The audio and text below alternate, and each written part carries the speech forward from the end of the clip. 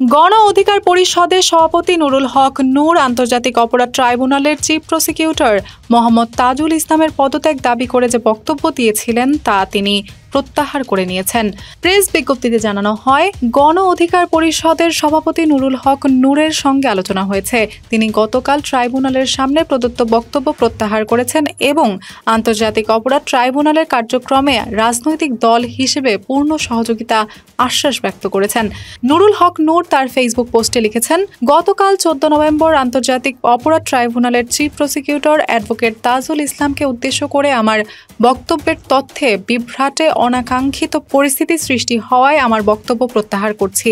Chief প্রসিকিউটরের সঙ্গে আলোচনায় বিষয়টি পরিষ্কার হওয়ায় গণহত্যা ন্যায় বিচার নিশ্চিতে আন্তর্জাতিক ট্রাইব্যুনালের কার্যক্রমে আমার সমর্থন অব্যাহত থাকবে।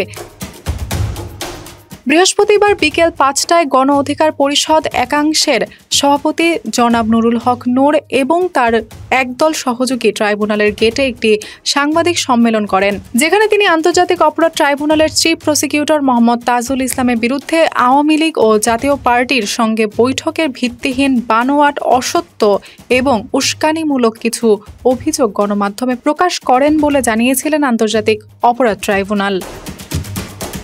দৌলতী আকন্দ স্মরণ, পিডি আর্কাইভ।